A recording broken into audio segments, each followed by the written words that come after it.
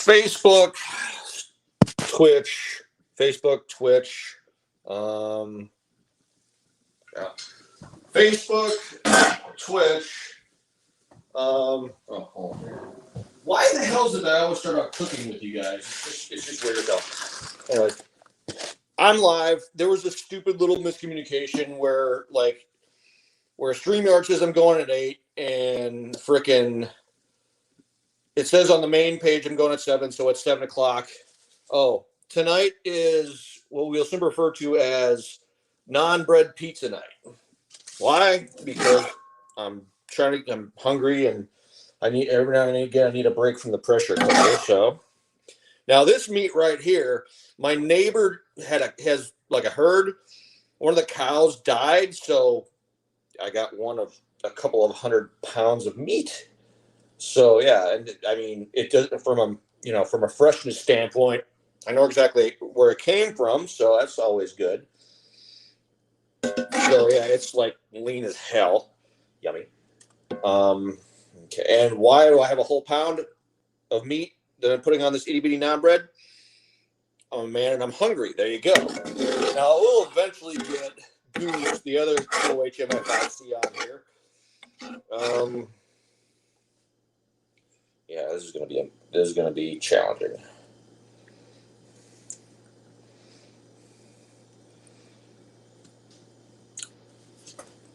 Damn, that's good.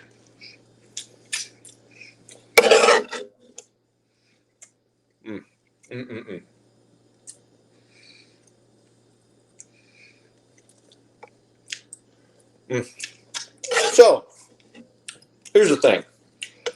Normally, I do what's called the VA Fire for Effect, which is why Goose is going to be on. So, once we eventually get him on here, if not, I'll get William on here. I'll get somebody on here.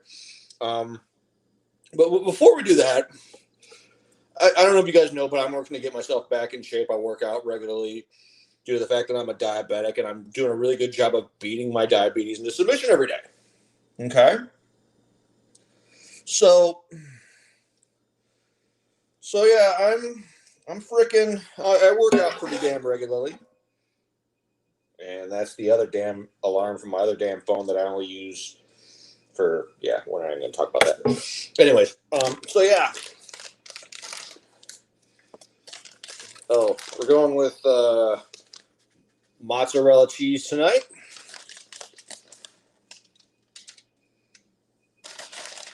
And okay, so I'm in the gym and I'm working out. I'm old, I'm chunky, but I'm reasonably strong. And I work out with the big ass power lifters. Here's the thing. The women, God bless you women. I love you. I love you, love you, love you, love you, love you. I really do. I.e., however. And God, by the way, God bless whoever invented God bless whoever invented yoga pants. So, anyways. Okay, so I think that was more than a pound, but that's okay. So I'm in the gym. I'm on the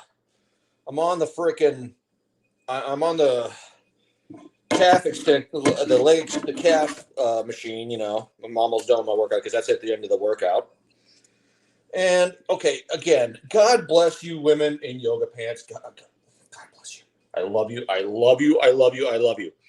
Here's the problem. Okay. Here is the damn problem. You as a woman could be in lousy shape, but yoga pants are freaking magic. They make you look good. Now, in the gym I go to, next to the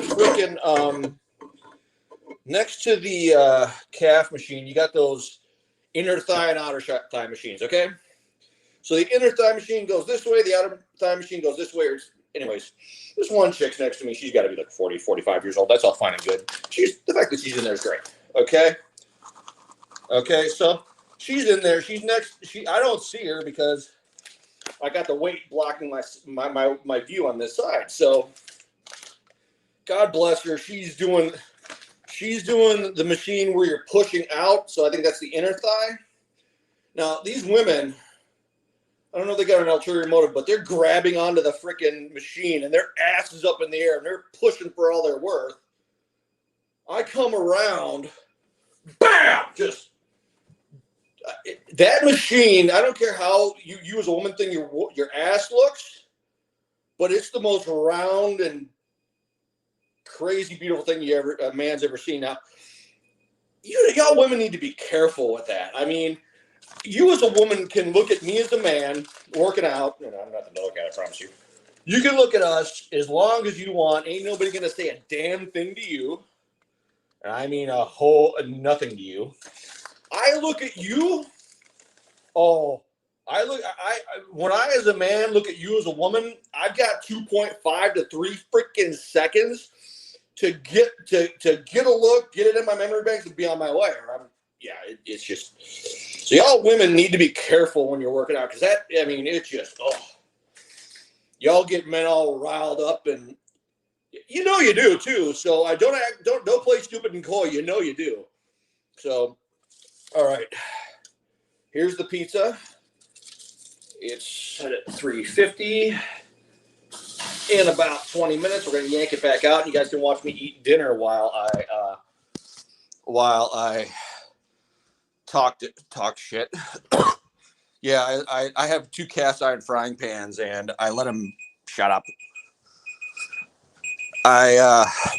Shut up. Okay, we're gonna go another 20 minutes. Okay. So yeah, you women, I'm telling you right now, y'all need to be aware of your surroundings because some of them do the leg extensions, and it's like we're all like, and you're doing it. So we get it. You want some attention, and you want to know you look good. And by the way, again, the inventor of freaking yoga pants, I love you. Thank you. As a matter of fact, every man loves you. Just take it. Anyways, okay.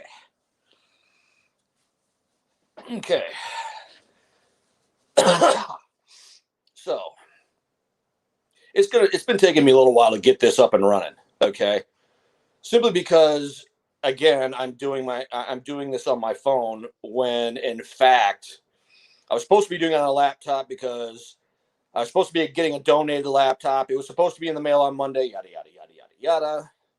Nothing.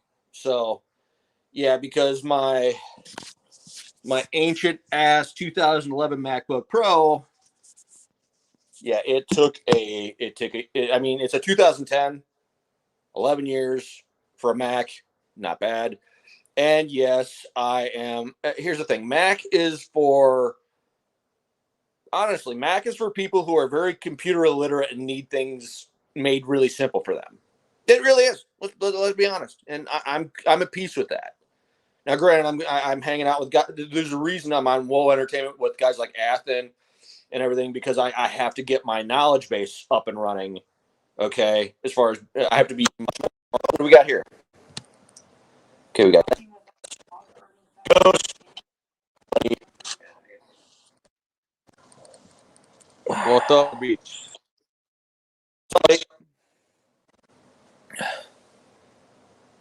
Can you hear me now? What's up there? Yeah, I can hear you fine. What are you doing? Oh, I don't know. I'm trying to figure that out myself. There we go. No. I'm not sure how to get rid of that. Oh, there it is. There we go. How you doing? Oh, I just got the birds put away. I'm getting ready to put some dinner in the oven. Yes, pimp, you need a man. Yeah. So yeah, I was just talking about women in yoga pants in the gym, dude. Even the 40-year-olds, if they're wearing the right yoga pants, they're looking good. And the worst part about it is women in yoga pants are like children who learn new words. Like once children learn need and want, it's over. Because then they need and want everything. They don't make it. When a woman in yoga pants knows she looks good, she's going to be doing that workout in just such a way that it's like, oh, come on. Because we as guys got like 5 to 3 seconds to get a good look and then be on our way to our next exercise or whatever, or next set.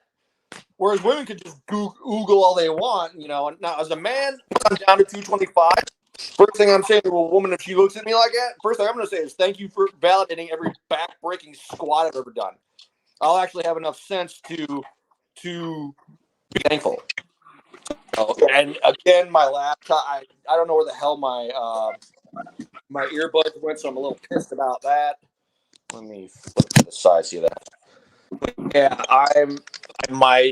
as soon as this episode is over, I'll find my damn earbuds.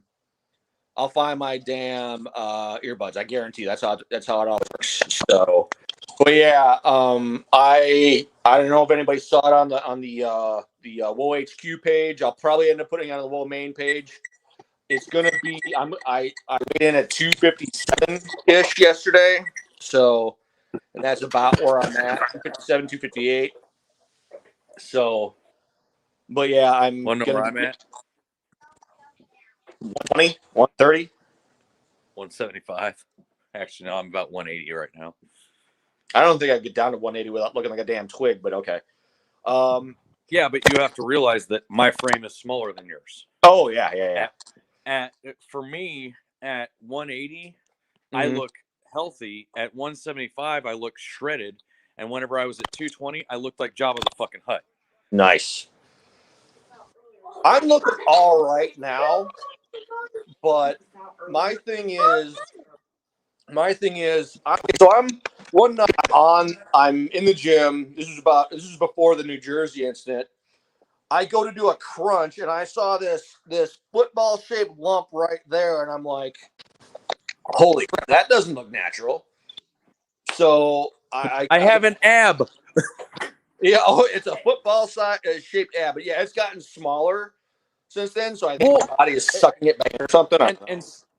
And since we're talking about fitness, and I'm not talking about fitness taco in my mouth, there's a common misconception that I want to expel right now. Okay. Not everybody can have 6-pack or 8-pack abs. I'm sorry, it does not. 37 years on this damn earth. 37 years on this damn earth. I have been at my peak physical condition where my resting heart rate was down in the 30s, in the upper 30s. Damn. Like I was in hella shape. And I still did not have a 6-pack. And I did crunches, in Marine Corps. So I did crunches all the damn time. And I still never had a 6-pack. But my oldest boy, Catfish, that little shit's got one. Nice. He was born with it. I have a cousin basically who's real thin now. Every ounce of body fat he's ever had was when he was a toddler. Once he hit about 10 years old, he was real thin. I'm like, just, Hey, for those of you who have been monitoring Showwife's progression as far as from her surgery, she now is able to walk short distances without a cane. Okay. Hey, it's progress, and we'll take it, dude. It is progress. Yep. We'll take that. No, these women, man. So, okay, she walks with a limp, but I would turn the camera around and show everybody, but I don't want everybody looking at her butt. That's my butt to look at. That's fair. That's fair. Totally fair. But I brought your cane over just in case you wanted it. I think I'm doing or needed it. Yeah. So you were talking about fire for effect on the VA. Yeah. Okay. You ready for this? Oh, go for it, dude. Okay. I wish we had more people watching, but and I would share, but I'm in producer mode. Yeah. So I had some issues, and Richie knows about this. I had some issues a while back where I ended up going to the VA emergency room. Mm-hmm. One of my vet brothers took me. Mm-hmm. I was having some really bad head issues. Yeah. And I wasn't suicidal. Mm-hmm. I just wanted to disappear. Mm-hmm. Yeah. And I told them this. Oh, hell. They basically sent me away. Wow. Instead of getting somebody to come and talk to me or whatever, they pretty much, this little fat son of a bitch turned me away. And the best that they could do was, well, we can get you a hotel room down here for the night. That was a year ago. That was about a year ago. A couple days ago. And now I've got two problems with this. Okay. Mm-hmm.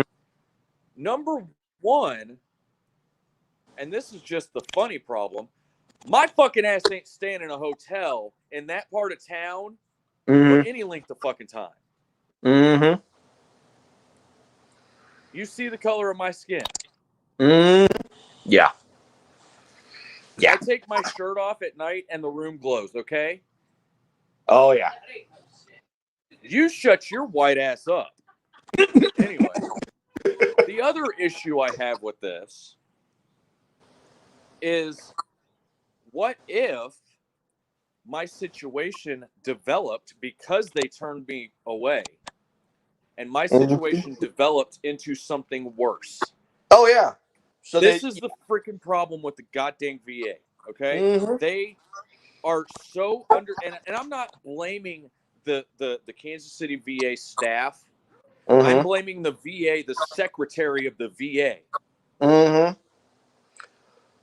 Really, because they are so understaffed and underfunded that they can't have a psych person on call 24/7. Why? Here's what I'm going to say about We've got vets that have killed themselves in the VA parking lot for the exact same reason. Why in the hell do we not have a psych professional, even a volunteer counselor that stays overnight and then, during the day, you know what I mean? Like, I'd volunteer to do it if I had the time. So what? I don't understand. Here's what we can go and spend and send billions of dollars overseas. Go ahead. Sorry. No, here's the thing. The VA, I'm at this point, I'm convinced. I even posted this once on I got a VA watchdog group I'm on. I am convinced, I do mean convinced, the VA has been trained by the E4 Mafia and the Lance Corporal Underground. I think it's more the Lance Corporal. No, the PSC. Yeah. They only, the veteran is only, the veteran exists to make sure that the VA, your average VA worker, has a paycheck and a pension. I'm sorry. I'm going to say this. I hope somebody sends this to the Secretary of the VA or somebody. The Secretary of the VA is nothing more than the most overpaid, overrated employee in the system. He's worthless. Now, I've done my book that I'm trying to get published. I've done detainee ops. If this was a prison situation, the VA is 300 pounds of sexual chocolate, and the congressman is fresh meat, first night in prison, about to get the me gonna love you long time treatment, whether he likes it or not. Okay. The VA, I literally had, when I swapped out my metformin, when they changed manufacturers, and I literally had the metformin the cancer that may have cancer-causing agents still in my Foot Locker, my really nice Pelican Foot Locker that I got for free that should cost me $500, yada, yada, yada. I literally still have that. And the nurse is like, oh, you've only been taking it for a year. And I'm like, what? Only been taking it for a year? Really? So, and I've had my Wounded Warrior Project guy, he'll never admit it. Never. He's come out to me, they do not like you, they hate you. Because you advocate aggressively for yourself, and you know to not trust them. Yeah. Now, you want to hear a funny fire for effect story on the VA? Have at it. Just and Richie knows this doctor because it was his doctor too. Oh. I had a psychiatrist that would not listen to me. Mm-hmm. Like, no matter what. Now, this is the same psychiatrist that I actually changed her viewpoint on guns and gun control because, well, hold on. I told her that what I really wanted to do and what I really needed was some range time. Go out and just plink some targets, you know? And she's like, well, guns are bad. I go, why? You know, and I explained the argument of, you know, a gun is nothing more than a tool to do a specific job. No more dangerous as it's sitting, you know, up against a wall or in a locker or in my hands unloaded as a hammer or an axe. Nope. I said, so if we're going to blame guns for killing people, we need to blame cars for people driving drunk. We need to blame knives for people getting stabbed to death. And we need to blame, you know, Spoons booze for domestic violence. Yeah, and spoons for people getting fat. I said, it makes no sense to blame an inanimate object. And she goes, okay, I see where you're saying. I'm going to change my stance on that. And she admitted that she was wrong. Mm-hmm. Well, after her not listening to me for a while, I walked out of her office one day and I said, I hope you get hit by a bus. Mm-hmm. I went for my appointment 3 months later and I had a new doctor. I said, what happened? She got hit by a bus. Nice. No, they swap them out like every 6 to 9 months because they don't want a paper trail of incompetence that's too long. You know what I'm saying? Well, it's not even that. It's not it, and I will say this right here and right now. I will play the devil's advocate. The VA is not the doctors and the personnel are not necessarily the problem. Mm-hmm. The problem is funding. I would submit it's partly funding, but it's also partly the bean counters that rule. To me, the doctors are nothing but window dressing. The bean counters are the ones who really run things. Yeah. They make the real decisions. And if you don't have insurance, you always get the bottom of the barrel care. Yeah, I mean, yeah, I get that, and see, and that's the thing. Like, for those of us who are service connected, everything's free for us anyway. They don't charge insurance. Mm-hmm. At least that's the way it was explained to me. Now, the other side of it, though, is the fact that the VA is so underfunded as far as having enough doctors and enough personnel to take care of the multitude of veterans. I mean, it's literally everybody screams that they want national health care. Look at the VA. Stick them in the VA and walk out. In theory, nationalized health care is a great thing. In theory. In actual practiced application, it is flawed and it is broken. And insurance is just, we won't go into my fight with insurance here lately, but yeah, a perfect example. Richie just posted it. He had Bell's palsy. Yeah. They gave him an eye patch with no string. Yeah, I remember him saying that. It's just, how the hell are you supposed to keep that? Yeah. Therapy. Another, well, this is more on the insurance side. Mm-hmm. Joe's wife had knee replacement surgery, total knee replacement, and they won't cover the physical therapy that's supposed to go with it. Why? Beats the dog shit out of me. And I don't know about you, but I don't have $500 twice a week. 3 times a week. Sorry, so $1,500 a week to pay for physical therapy. I don't have any insurance at all. So yeah. Here's, you know, the meanest thing I ever said to a VA doctor was, you know what the meanest thing I ever said? No curse words. I said to him, would you pretend that you don't work for the VA and diagnose me correctly on the try? Oh, he got pissed. I made the comment to my surgeon prior to me having surgery on my knee. Yeah. That most VA doctors are the D students of the medical school. Yeah. Yeah, he put me in my place. Oh, I'm sure. He goes, I graduated first in my class, and he showed me his certificate. Really? I went, oh, oops. Whoops. Well, he well, I think they get a few token doctors, but I think like 75 to 90% of your average VA class, they're at the bottom 30 to 50%. No, they're not. They're freaking foreigners that can't speak English. Well, that too. Yeah. And don't get me wrong. Some of the best doctors that I've been to have been, you know, from India or out of this country. You know, I had one that was a Vietnamese doctor, and he was awesome. I mean, the dude he couldn't speak a lick of English. Uh-huh. Or, well, he did, but you could barely understand him. Mm-hmm. And he was awesome. Like, he figured out, you know, some stuff that was going on with me, and I couldn't say his last name, so I called him Dr. Frank. And, Okay. you know, and then I've got my current psychiatrist. She's somewhere Eastern Bloc, like Ukraine, somewhere over in that area. Yeah. So she talks like this. And her name is Dr. Medvedeva. Oh, nice. Yeah. So, you know, it's just one of the things of, you know, and she's phenomenal.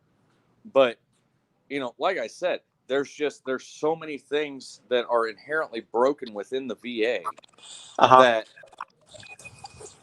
and it's 9/10 of it, I want to say, is due to lack of proper funding, because I personally think that the funding that the VA gets is misappropriated and paying some of these directors way more than they're worth. Oh, yeah. I'll give you that. And, you know, it's, you know, so it ends up screwing us who are just trying to get better so that we can provide for our families and ourselves. And, you know, at the end of the day, you're sitting there going, well, what the hell now? You know, because I can't go to a civilian doctor because I don't have enough insurance to pay for it. And the VA won't cover it, even though they're supposed to cover it. You know, for me to go to the VA, it takes me an hour and a half to drive to the VA. Yikes. Minimum. Yikes. Minimum. Unless I go to the clinic, that's still almost 40 minutes away. So that's crazy. So here's the thing for me with the VA. The problem has always been.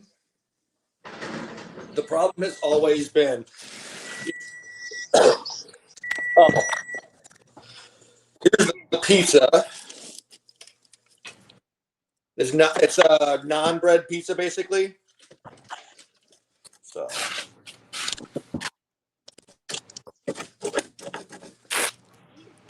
pizza. Yeah, my problem with the VA has always been Mickey. if you don't have insurance, I'll scream it from the rooftops. I don't care. If you have no insurance, they will lie to you because if I want something from a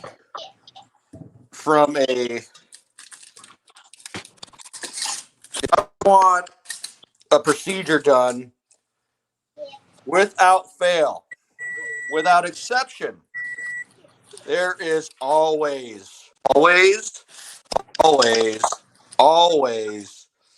a federal regulation whenever I ask for it. Not even joking. The law of averages would suggest that here's pizza. Well, let's see what. That's not bread pizza. Just took some meat and some sauce and threw it on non-bread. So I suggested. I'm just going to keep suggesting it over and over again. I will.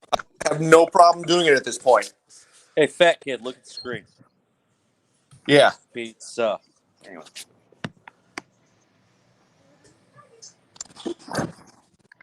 Now I can't find my damn pizza cutter.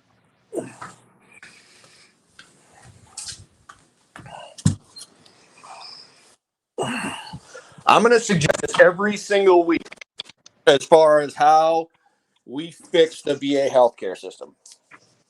Okay. I don't care. I do not care anymore.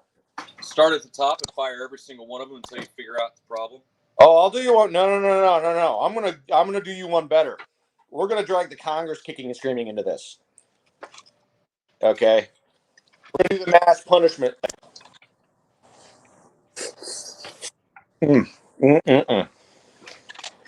So here's the plan.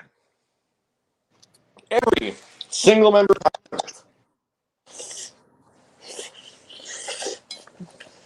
will be stripped.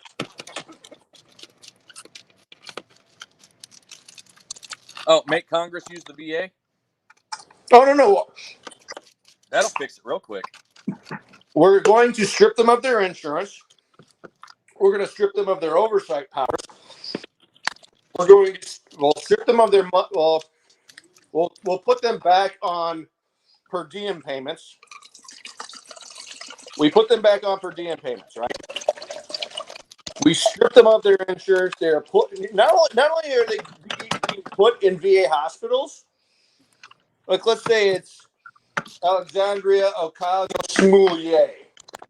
She ain't going to the VA hospital in Brooklyn. We're literally gonna have to get the general of the the chairman of the Joint Chiefs of Staff of the Air Force.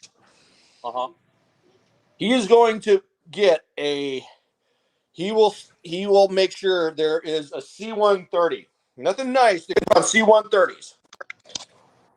We're gonna put each state is gonna get 2 C-130s.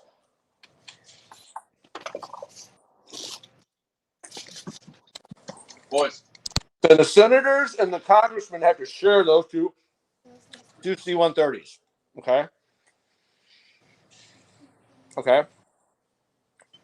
Andrea Ocasio-Smollett, she represents Brooklyn, right? Her ass is being flown to Memphis. One of the shittiest VA hospitals in the system. You want to know what the bottom one of the other bottom ones is? What's that? Kansas City. Okay. The VA that I'm forced to use. Well, but two of the best ones are within 3 hours of me. Leavenworth.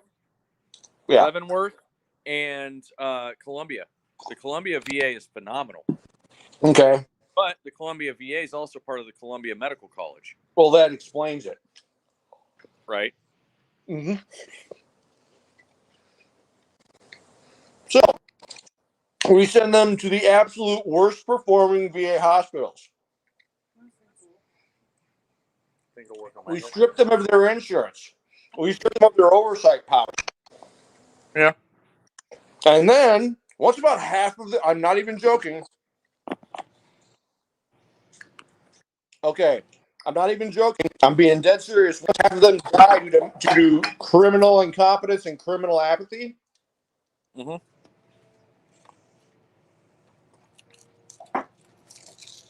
Some. Stop stuffing your face during your show. We strip them. We give them some of their oversight power. Keyword some. No, strip them. But veterans will retain the real power. If the veterans don't agree to the proposals, because there will be veterans put in that committee. If the veterans don't agree to the proposals, it doesn't happen. They have the ultimate veto power. So what you're saying is the veterans can trump the VA power? Exactly. Now, joke. that would be my solution. Literally send them all to the worst performing hospitals as far away as possible so they can try to exert as little influence as possible. Okay? Yeah. That's my proposal. So, okay. Now, I'm trying to scare up enough money to get my happy ass back up to Ohio so I can be seen by my doctor. Here's what I want to start doing. I want this shit to be this. I want this to be the first episode because, again, I'm talking. We're ranting, but we're gonna start working on coming up with a solution. We got to go back, and we gotta get my doctor back on, and we got to have like a 3-way interview. You, me, and him. 4-way, you, me, pimping him, or we have a big. We have 4 or 5 people on here to talk with him.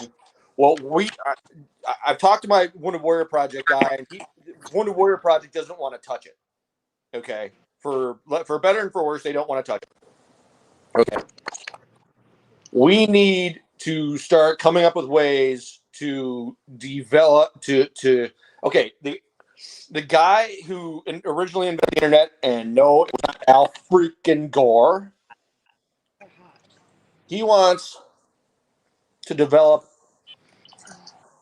He wants to develop a parallel, separate. Like that. Sorry about that, Pep. I'm sorry. Okay.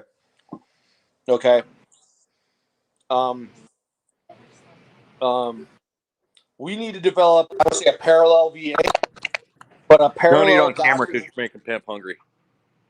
Oh yeah, I hear you. No, we need to develop a parallel doctors network that the VA has no control over. The only thing they're going to do is write the damn check and actually write it fast enough. Because again, I literally sitting on my little TV right here. I've got 2 doctor bills from bill doctors. I literally went with my I literally went to my caseworker. I got to go. I'll probably go Monday. I've got $12 worth of bills. They just never got around to paying. They slow pay it so bad that the bill collectors come after you. And yeah, I got 2 bill collectors worth $1,200 that are coming at me again. I have to take them to to show to my caseworker again. After we actually sat down and physically talked with these people over the phone. Okay.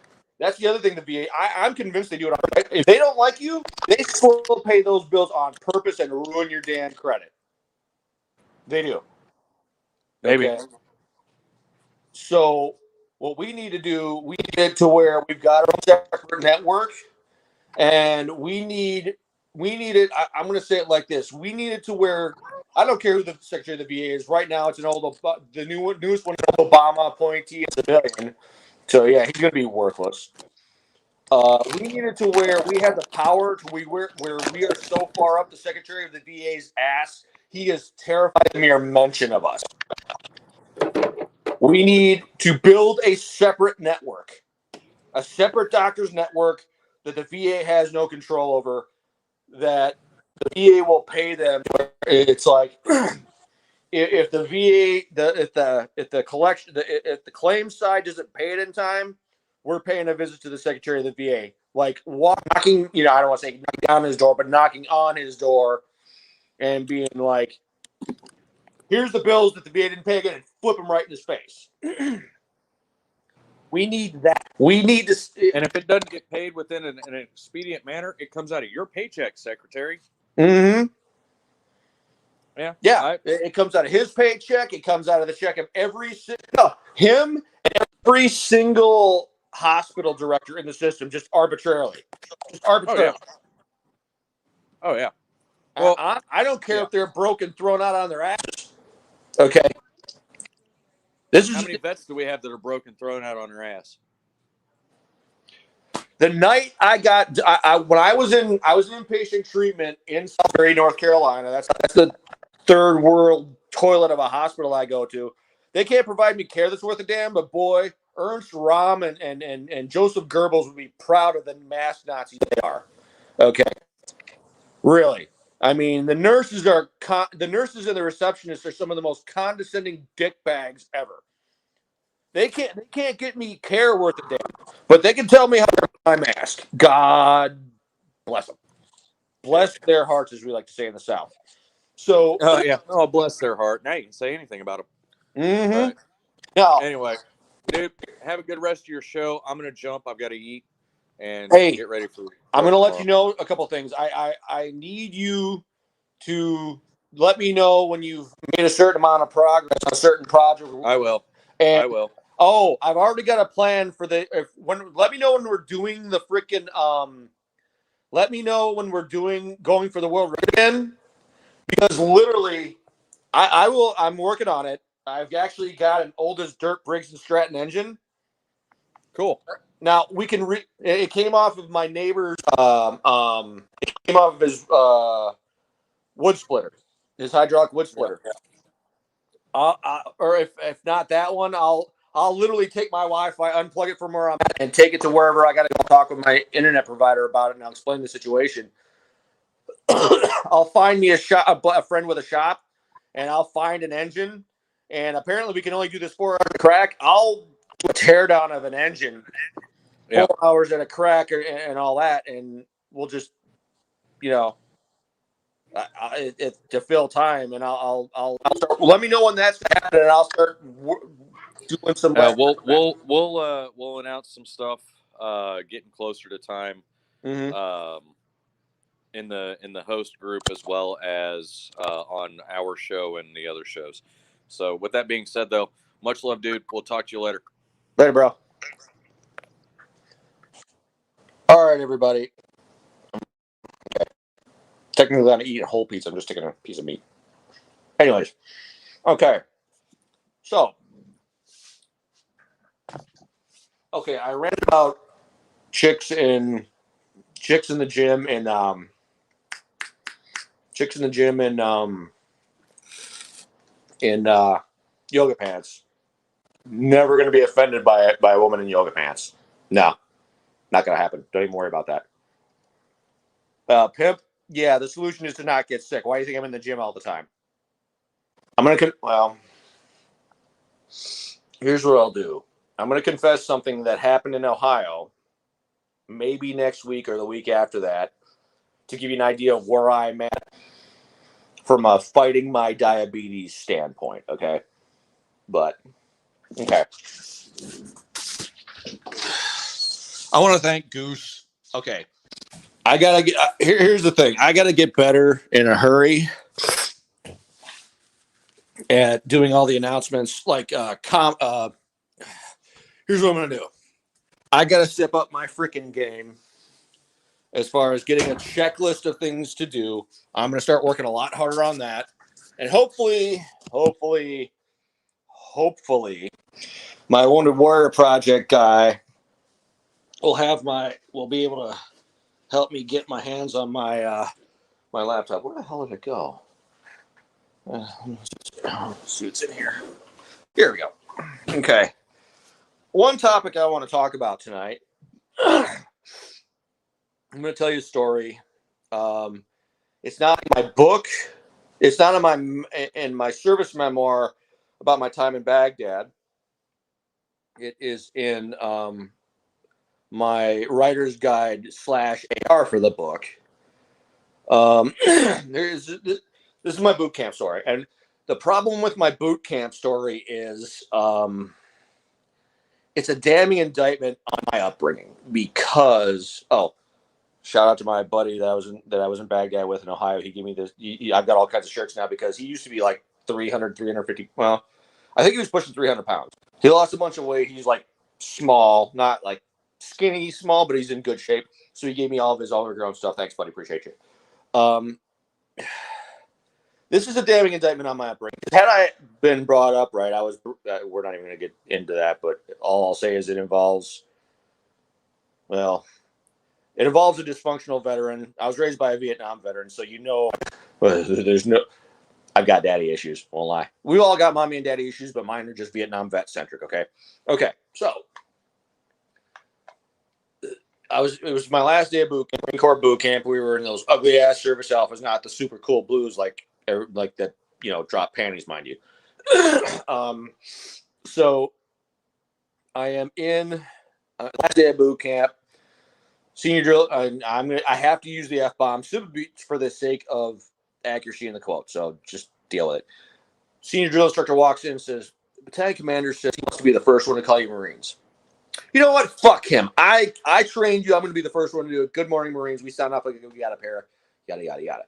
I'll never, ever remember the second thing he said. He asked, I'll never remember the damn question at all, ever. We did not sound off like we were supposed to. We did not sound off like we had a pair. Okay. And then he said, yes, sir. No, sir. Fuck you, sir. Give me something. So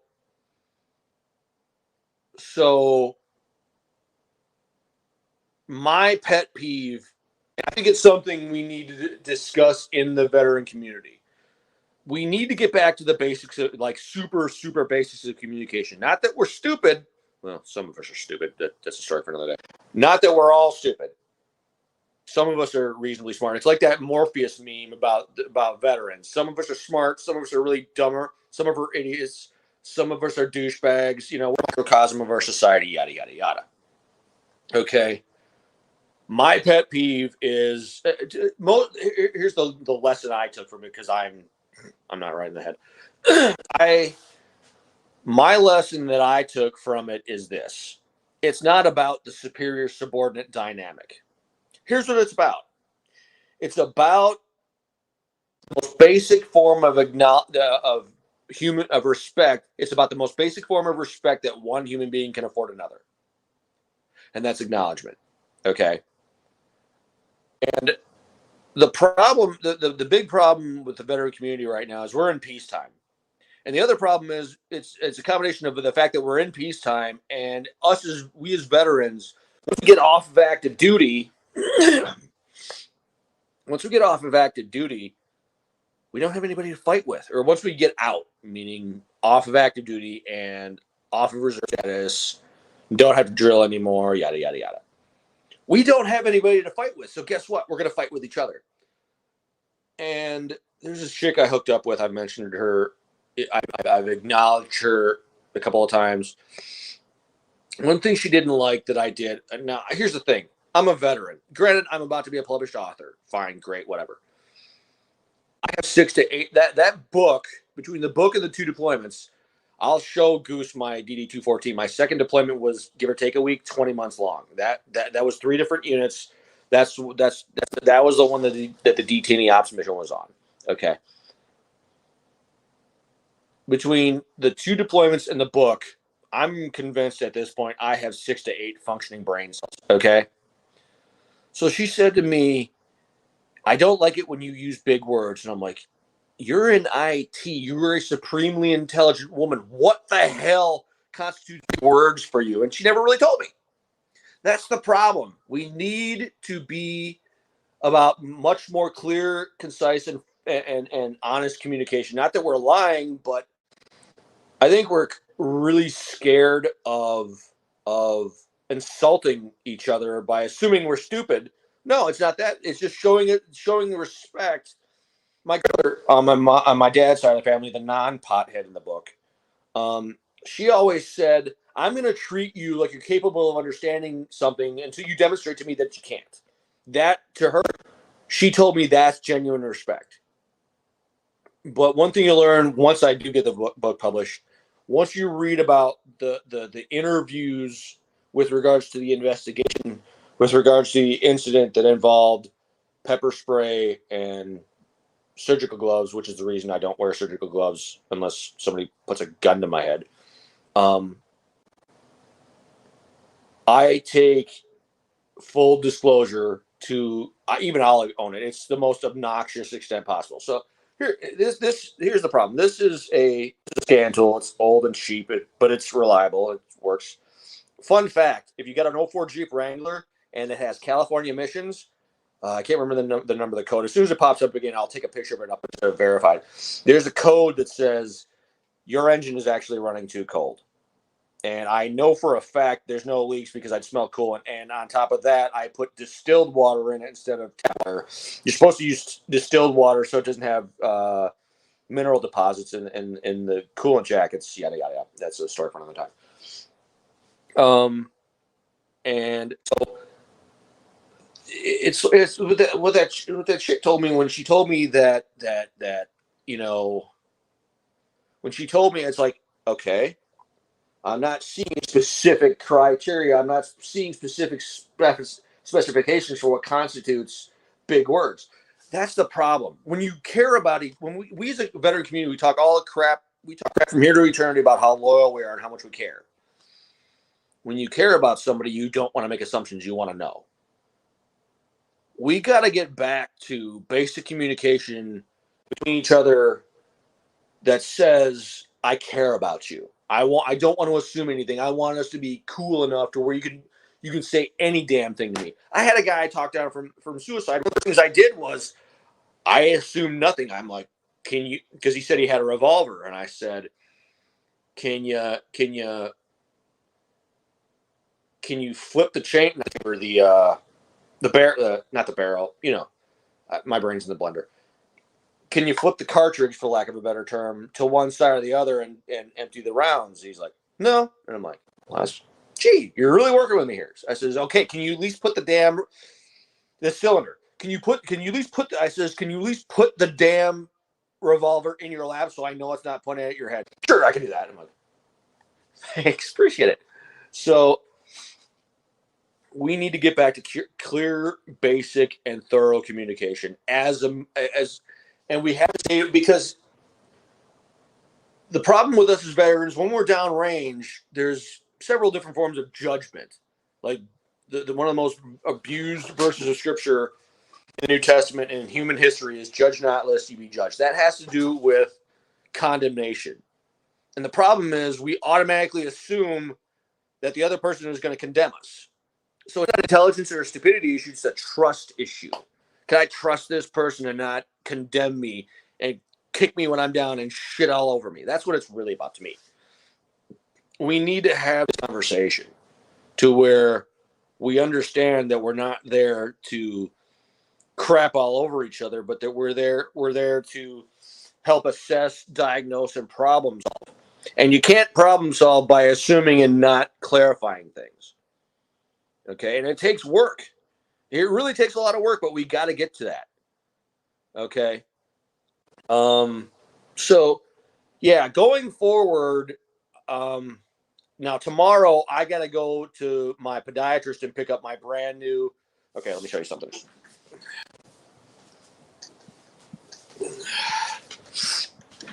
My powerlifting / weightlifting mentor at my gym had me get these track shoes because we have that green section in the gym where we got the Rogue sled, and Saturday's is what I call Sled Saturday. And I posted some pictures of, I don't know how much the sled weighs, and part of me doesn't want to know because when I hit 1,000 pounds, I want 1,000 pounds on the sled. That way it's legit and it can't be questioned.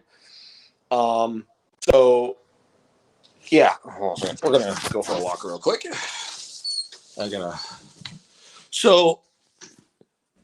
Tomorrow I'm getting, because the VA, God bless them, they got all fancy schmancy and they ponied up the money for 2 pairs of arch supports. The VA finally put the money for 2. Count them, 2 pairs of arch supports. I mean, I feel spoiled rotten. I feel like a king. I'm sorry, I'm hungry. Even though it was only light squat day. Again, these chicks in the damn yoga pants, man, they need to. Yeah.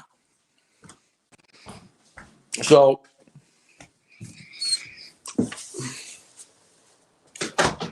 we need to get back to the basis of communication where we're thorough, we're respectful, and we're literally saying to each other, I'm not trying to condemn you. I'm trying to problem solve with you. And when I talked that guy down from suicide, you know what I did? Once I acknowledged his suffering and I acknowledged his struggle, you know what I did? I told him my story, and I'm like, do you feel less fucked in the head now that you've heard my story? He's like, oh, yes. Holy crap, I feel so less fucked in the head now that I've listened to your story. We got to put ourselves out there in just such a way, in that veteran freaking way, that there's no question that we've got skin in the game as far as identifying with people's struggles. Okay? Damn, I'm hungry. Anyways, so here's the plan going forward at all of these damn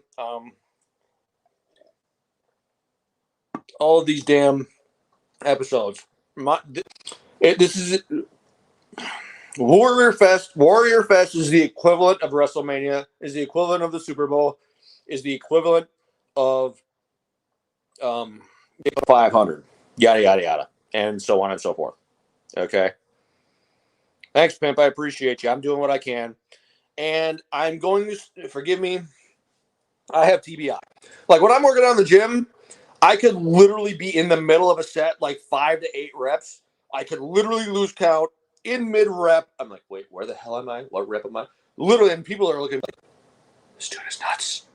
Okay, I have to walk around because I had an ID go off right behind my truck, and it was one of those brand new prototype M wraps with the V hulls where they had the pillars that went into the axles and they would blow off to kind of minimize the impact, to kind of blunt the kind of minimize the impact.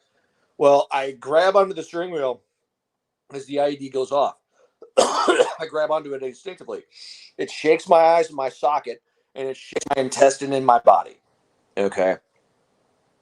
There are days I'll be at the gym lifting. I'll get done. I'll have my shake, I'll drink the shake. If it's too cold, I'll feel like I'm being stabbed from the inside out. I'll have this pressure that sits on my eye. Okay. And I'll be sitting there with the tears streaming down my face because it hurts. And I've gone to VA doctors with me, and I've explained this to them. They've got this deer in the headlight. Like, what the hell am I supposed to say to them? I have no clue. I've had my sister has some experience as an optometrist, working as an optometrist, so to speak, and I've actually had her guide me through the process as the VA doctor is examining me, and she's like, yeah, there's nothing, they can't find anything wrong. I had her doctor that she actually trusted before he retired examine me. He couldn't find a damn thing wrong. So I had 2 of the most thorough eye exams humanly possible. I can't figure out a damn thing. And I probably had diabetes when I was in Iraq. If I'm honest with myself, I know I've had it since 2012. I don't know if the diabetes plays into that. I've had eye exams. I get eye exams once a year because of my diabetes. That's literally one of the first symptoms that like, for me, that was the first symptom. My vision just went completely fuzzy. I couldn't see this far in front of my face. And the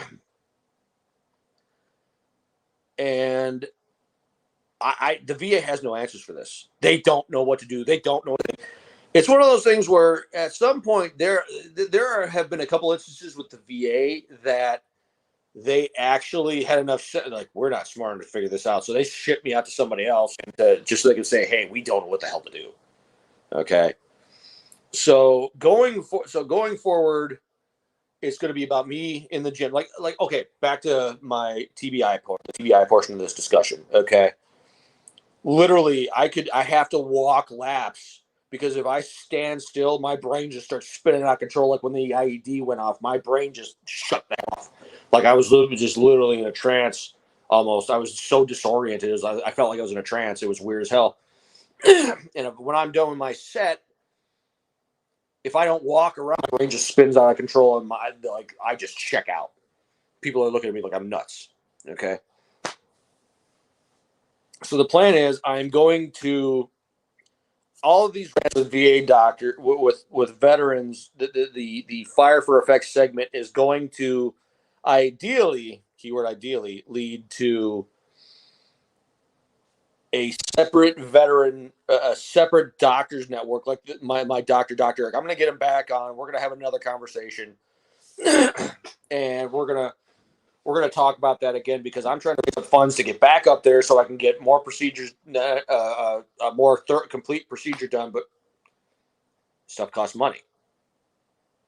I mean, I've literally got my Wounded Warrior Project guy trying to find a private donor to have enough pity on my broke ass to help fund this. The stimulant money, or if another stimulus check comes, that's going to be to get me up there, get me back, and help pay for that too. It's all coming out of my pocket because I got no money. I got no insurance. That's why the VA is my only option, and they know it. They know I have no insurance. They know I'm an option. So they can do whatever they want with me. And that's what I want all of these rants to produce change.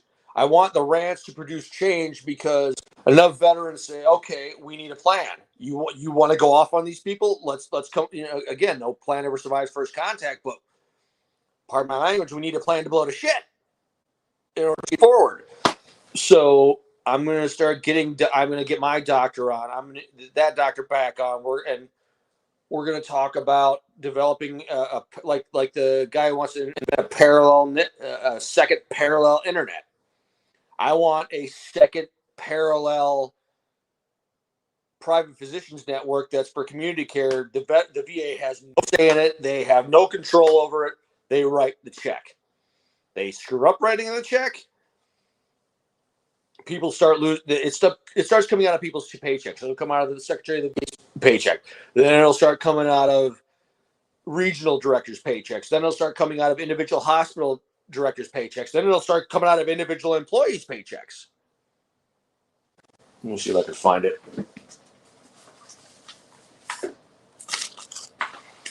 I'm not going to show you. Okay. Yeah, I've got for one of the bill collectors that's been coming after me. That's been representing all the hospitals up north in New Jersey. Is called Trans World Systems. They're a bill collector for hospitals. This bill $293. One's called TSI Physical. Oh no, this is still Trans World System. The other one's for $1,025. I literally took these two damn bills to my caseworker. We literally sat on the phone with these damn people, explained the damn situation. Guess who's still getting bills from the bill collectors? Me. The fact that my damn my credit rating's over 300 is nothing short of miraculous, given the fact I had one bill collector. I said, I want you to literally make a note that the VA refused to pay. He's like, oh, we already did. The VA, we have it in our records. It's in the report. The VA refused to pay the bill. Okay. So what I want is for something like this to start getting to the Secretary of the VA. I want this to start getting to hospital directors. I want this to get to congressmen and women. And I'm going to say to the congressman, hey, you're worthless. I've done detainee ops. That's what my book is based on. That's the main thrust of the book. I can honestly say the VA is 350 pounds of sexual chocolate, and you are a prison girlfriend waiting to be violated. It's that damn simple. It's the damn truth, and there's nothing you can say to convince me otherwise. You know I'm speaking the damn truth. Okay? So what we're going to start doing is we're going to start talking to these veterans. We're going to get their stories out there, and what we're going to do, I'm going to start talking to these damn doctors. I'm going to get mine on, and I'm going to be like, hey, do you want to, I don't want to like put them on the spot and say, do you want to be the first one on in this network? I got to start talking to a nonprofit, anybody who's experienced in nonprofit stuff and wants to help me start up a nonprofit to get men's veteran-centric issues worked out. Let me know, simply because I got one guy on my friends list. He told me if you've got disability for PTSD, you should file for ED too. Okay, so I've got my PTSD, my diabetes.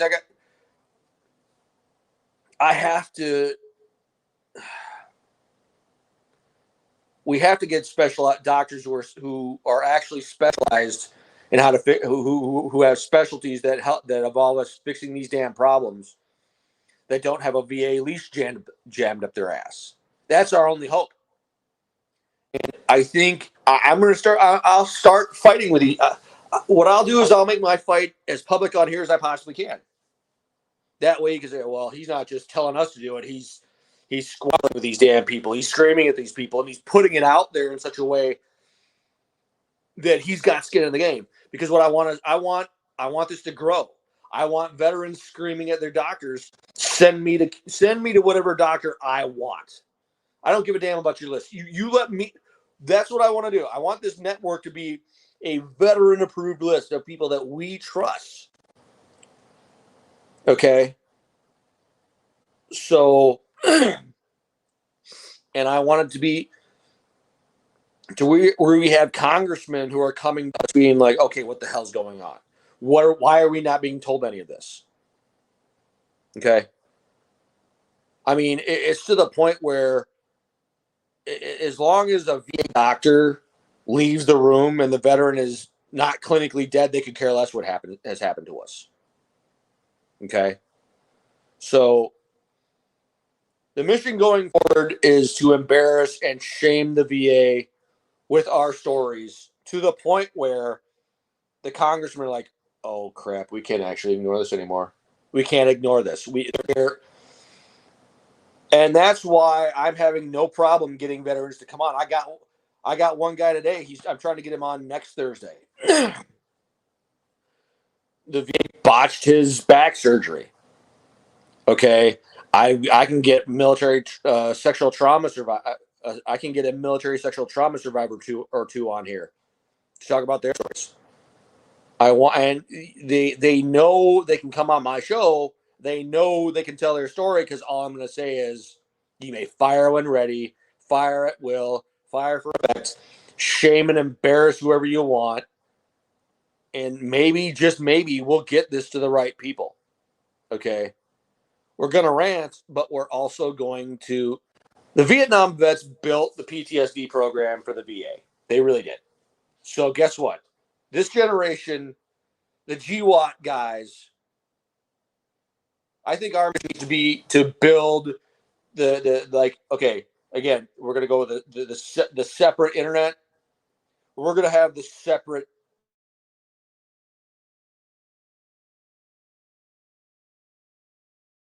Okay, we need a separate veteran approved, like perfectionist asshole veteran approved community care network. These are the doctors we want. You don't question it. You shut up and write the check and get it there on time. That's what the GWAT generation GWAT needs to build. The community care network, a veteran approved community care network that the VA can't touch, the VA can't question, the VA cannot not pay. Okay?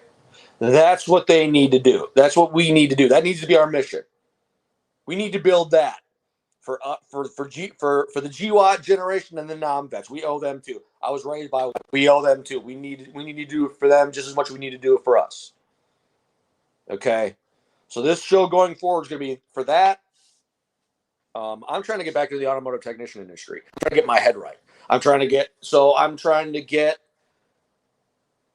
the care I need because the VA doesn't like me to the point where I actually had my last idiot VA escort me out.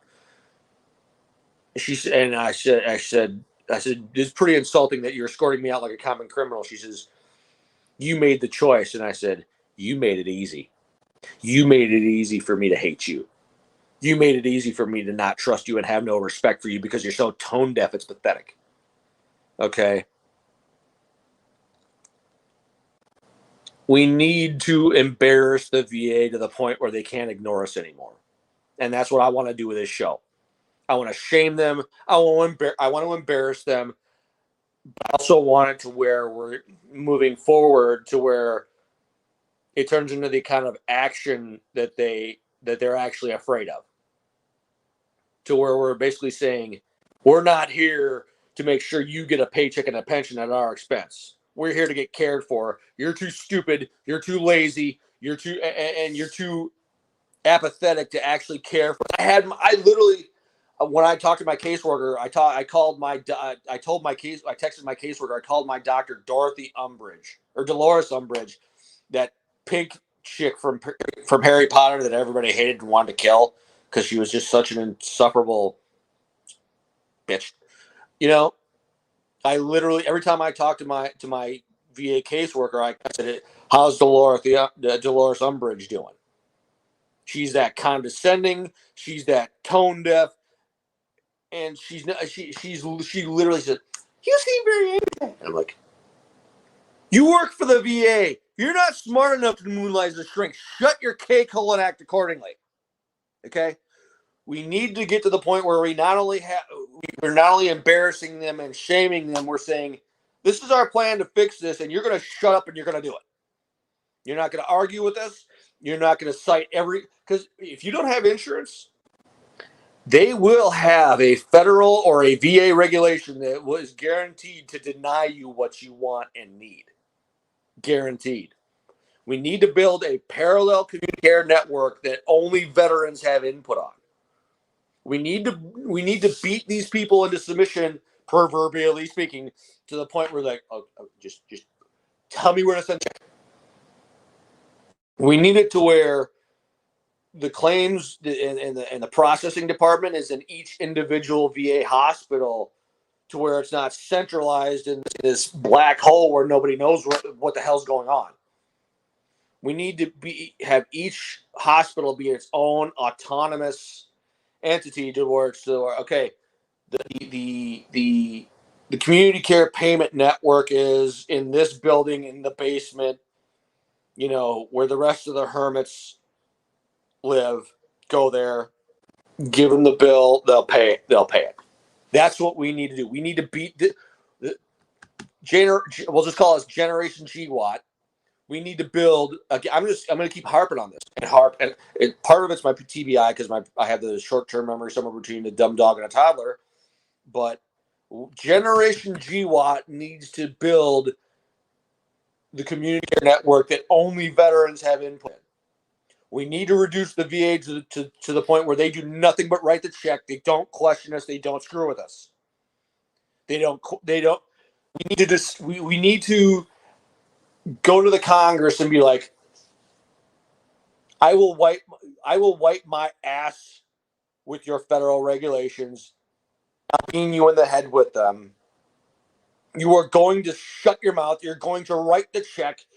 You are going to not destroy my credit anymore because you're so slow on paying those. The bill collectors go after the veteran. That's going to be one of my big.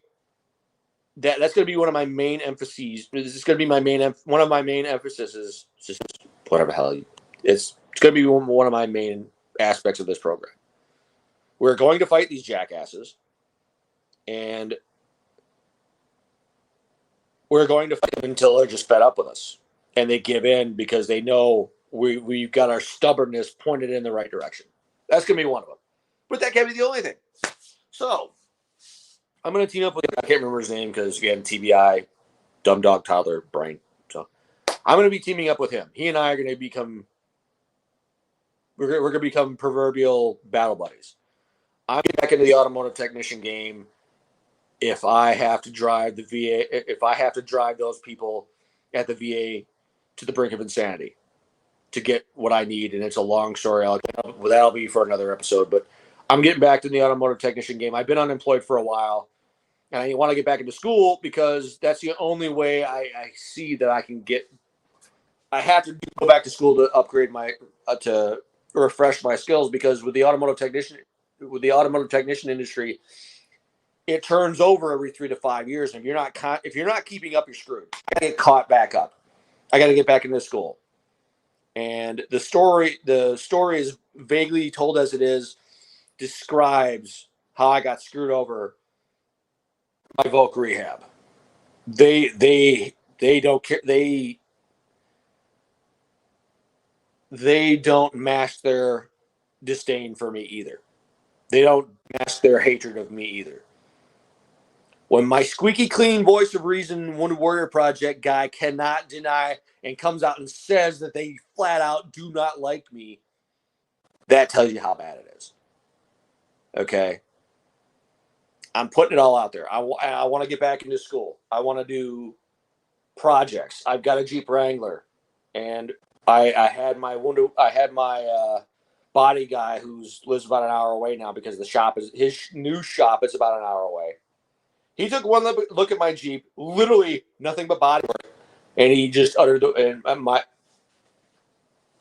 I could literally hear my wallet audibly shriek in agony as he said it.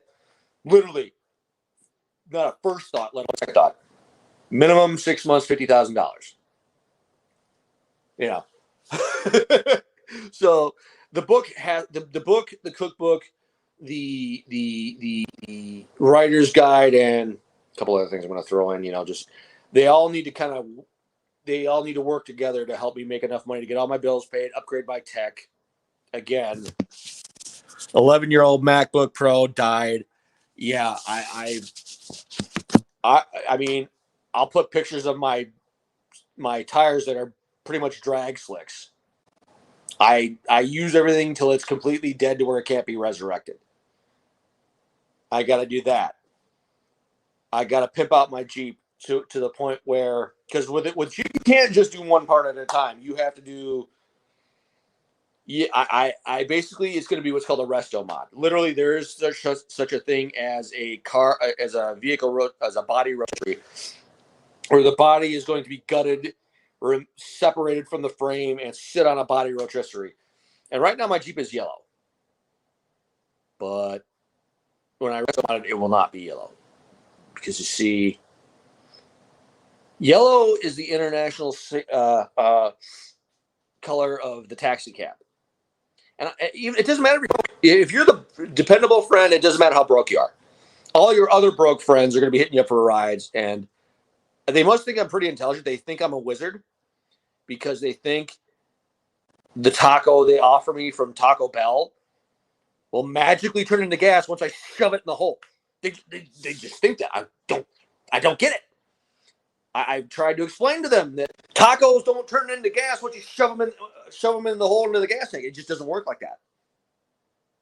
So it's going to be like a cherry red or a fire engine red or a candy apple red or something nice like that with a couple stripes. And yeah, no, we're not even going to get into the drivetrain and having to reinforce the frame. Basically, it's going to be a resto mod.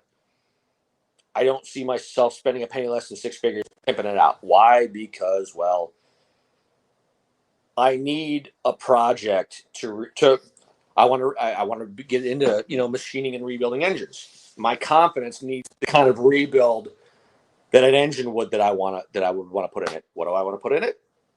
Well, it's already got the iconic 6-cylinder, the straight six. So I'm going to hold on to that engine simply because it's a straight six and they're getting more and more rare.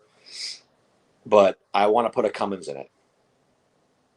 I want to put a 24 valve Cummins in it, like a 6.7. And all I'm going to say, if you look at the old Hemet wreckers with the cab that's all the way forward, where it's like it's rattling and shaking so bad that you literally feel like if you were to stop, the cab would just roll off. It was that rough of a ride. You were that scared. In those Hemet wreckers, they had Detroit diesel. I think they were Series 60 V8s. They had a supercharger sitting in because there was V8 just sat right in the engine bay. And it sat in there. But it also had a turbocharger bolted to the back of the supercharger, which I believe is called twin charged. Now, because I'm a mess, I want to do a twin charged Cummins. Why? I'm a veteran. I'm not right in the head. And I like horsepower. And I don't like horsepower and torque. So, yeah. Don't ever accuse me of being right in the head. You don't have to worry about that. I'm not right in the head. So, yeah. If I'm going to do that, I got to put a whole new drivetrain that can handle all that power. So, why? Because, again, my confidence needs the kind of a rebuild that a wore-out engine needs. And I need it for my self-respect as a technician who wants to have a reputation for good craftsmanship.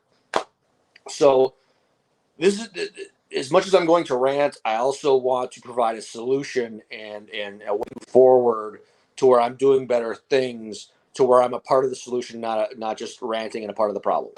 So, yeah, I'm going to try to get back into school, whether it be here in North Carolina. And yes, I want them and screw them like they've been screwing me. And they know they've been screwing me. I mean, when HUD-VASH lost my paperwork while I was in an inpatient treatment program, and I slept in the lobby, and then the cops threw me out of the lobby, so I slept in my Jeep, and they were nice enough to send me their crappy VA coverage of MREs, And I had one of my buddies on my Facebook page. His name is Dennis. He actually got me into a halfway house because I was an alcoholic. That way, I was at the very least wasn't homeless. because the VA screwed up. You know, HUD bash. Yeah, I if they don't like, if the VA doesn't like you, boy, they lose paperwork like it's nobody's business. But no, the driving force of this show is going to be really simple. I'm gonna wrap up in about 10 minutes simply because we're running out of content. Here's the plan. I'm going to apologize. I'm going to get more structure into this program, into this show. I'm going to work with Athen. I'm going to work with Cam. I'm going to work with everybody to help get my show up and running the right way. Okay. I'm going to work on that. But the plan going forward is I have to get ready for Warrior Fest. I've got to be 225 when I hit Warrior Fest. You want to know how much I weigh now? Go on the Whoa HQ page. I actually posted, literally had one of my, he's like I don't know if he's a midget, but he's a really short bodybuilder. He's like 2 feet tall, 10 feet wide, and he just looks like he could bench press a battleship because he's only got to push it about this far because that's all the range of motion he has. I actually had him, but I love him to death. He's awesome, dude. I had him take a picture of me, how much I weighed. So yeah, I'm putting skin in the game. So I'm 257, 258-ish right now. The goal is to be 225 by Warrior Fest. So I don't necessarily have to have 6 or 8 pack. I mean, I had it when I was 18 coming out of Marine Corps boot camp, but as long as it's flat, I can see my wiener. Makes me happy. Anyways, so it's going to be getting in shape for Warrior Fest. It's going to be getting the book, the cookbook, and the cookbook was nothing more than the end result of me sucking up to my editor and my publisher. Okay, so it's going to be getting in shape. The driving force of this show, at the very least until Warrior Fest, is getting in shape for Warrior Fest, which means my fat ass needs to do cardio again, and my lungs are like, I hate you. And I'm like, I don't care. Because my kettlebell TRX guy is only going to 2 days a week because the Rona ran off all of his clients because, well, they weren't all that committed. They were pansies. So he's even told me that. So I gotta get back into the spin classes and what's called metabolic effect, which, yeah, I'm gonna die. As they say in the Bible, you gotta die daily to self. So I'm gonna die daily in the process of doing cardio because, as we all know, cardiovascular exercise is like foul language for fat people. Can confirm. So it's gonna be transitioning. I'll be doing kettlebell classes on Tuesdays and Thursdays. I'm trying to I've got a pair of 70s right now, legit Russian 70s. I'm trying to get an upgrade to 100-pound kettlebells. And here's what I'm going to do this summer. There's a workout we did last summer, and we're going to do it again this summer. We're going to probably do it on a Saturday. It's called the Suns Out, Guns Out workout. It's a fate worse than death. It'll be 60 total reps each cycle. So it'll be bicep curls with an easy curl bar, and because I'm proud and I'm stubborn, I'm macho, I'm going to go like 70, 80, 90, 100-pound easy curl bar. So it'll be the easy curl bar for 10 reps, a 70-pound kettlebell for 50 swings. Now, because I'm a macho prick, if I can get my hands on a 100-pound kettlebell, I'll do that. Why? Because I'm stupid. I'm macho. I'm determined. Yeah. And it's the only way I can beat my PTSD, my TBI, my diabetes into submission every damn day. Okay. So it'll be 10 swings and 50 curls, 20 swings and 40 curls, 30 and 30. What the schmeck? I like the Hulk. I kind of do too. I don't mind him. He's cool. They kind of turned him into a pansy in Avengers in the Infinity War films, and it's kind of shameful. But yeah, what are you gonna do? Social justice keyboard killers. Anyways, so it'll be 10 swings, 50 curls, 20 swings, 40 curls, 30, 30, 40. So yeah, and then 70 to 100-pound farmers walks with kettlebells, and then some other ab stuff to destroy my gut. Assuming I can get my herniated issue identified and fixed, but that's a story for another time. So anyways, I'll do that workout this summer, and I'm not going to motivate. I'll motivate you because like that fat bastard is doing all that. And if anything, for the entertainment value, most of you be like, let's start at a pool and see at which point he drops dead. Because you'll see me doing this and be like, dude's gonna drop dead. They're gonna need to grab the defibrillators and shock the shit out of him to resuscitate him. Yada yada. If anything, the entertainment value of setting up a pool, as far as when I drop dead, if I drop dead, holy crap, he's gonna die. Yeah. So yeah. Because here's what I'm gonna do. I'm gonna do what I'm gonna do, and I'm gonna look like a psychopath. And it's gonna be one of those things where it's gonna be like, okay, I have no excuse to not do this. He looks like he's about to drop dead, yet he's still doing it, so I have no excuse. Okay. So that's my plan. So it's going to be shaming the VA. Twitch VIP, what's up, Boosh, boss. And what the schmeck is either a troll or he's taking a sharp blow to the head. I don't know. Anyways. No, it's going to be shaming the VA and possibly turning it into a positive if we as the GWAT generation can actually build a separate Hulking. Good to know, Hulk. What the schmeck.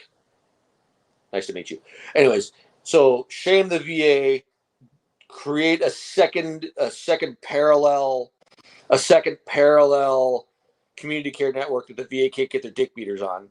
It's watching me either get in shape or drop dead trying to get in shape. We're getting ready for Warrior Fest. Me trying to get back in school. Orange Hulk. It's more of a. It's not an orange. It's okay. It looks orange because of the lighting, but it's more of a.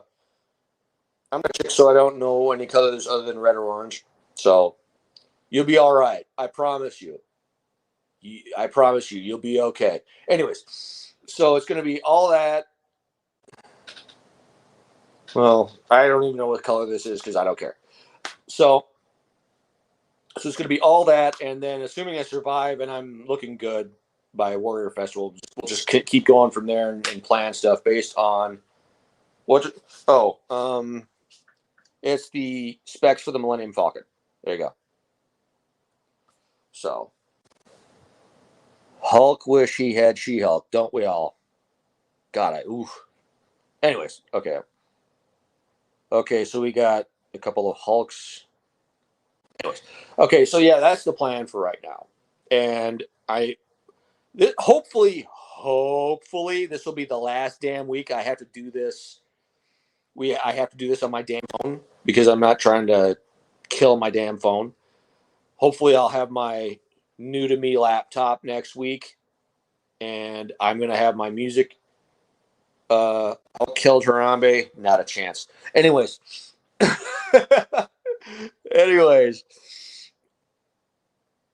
Hulk no have glasses, but Bruce Jenner had glasses, I think, and Smart Hulk had glasses. So yeah. So anyways, I've got Hulk bully nerds, sure.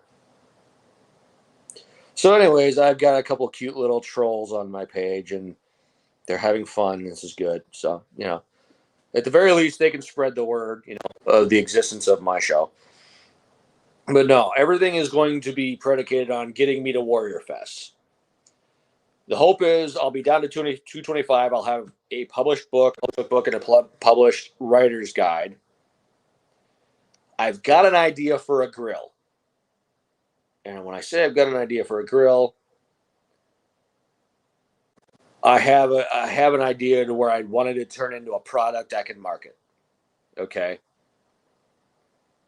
And Hulk getting pissed off. Okay. So, yeah, right now everything is going to be directed towards getting ready for Warrior Fest. And maybe just maybe we get there, we can do some networking. And in the process of doing the networking, we can start building the network that we need. Okay. The network that we need that the VA can touch. So every episode is going to go from rant to solution as an idea to networking to working together to implement the solution, which means I might end up in Rip shirt like the Hulk brother. I'm not. No, I got to be down to 225, and I'm kind of hairy, so I have to go get one of those spa days where I got, wax from the neck down because I look like a balding Sasquatch. So no, not yet. So I have an idea for a grill. I have to really do it because of the book where I told a story about the most beautifully grilled turkey I've ever seen in my life. So, it was so tender. My grandmother lifted up the bird and the drumsticks fell out. I got to recreate that. Plus, I also cook food in watermelons, and there will be an episode on that hopefully in April-ish time frame because April here in North Carolina is when I can get good watermelons from the local farmers market because I ain't trying to buy watermelons from Walmart, because they've run this pandemic has allowed them to run enough local business, mom and pop businesses into the ground. So I'm going to stay local. So yeah. So you listen, Hulk brothers. It's been an hour and a half. I'm going to call it quits for tonight, and hopefully, keyword hopefully, next week we are going to have a more structured program, and we're going to have more regular guests for regular segments. I'm going to try to get more segments installed, implemented, and we're going to build this and go from there. So the Harambe Keeper is signing off. Y'all behave yourselves. Don't do anything stupid enough that will actually get you in trouble. Don't give your penis command authority under any circumstances. So because nothing good happens. So you all have a good night. I'll talk to you next week.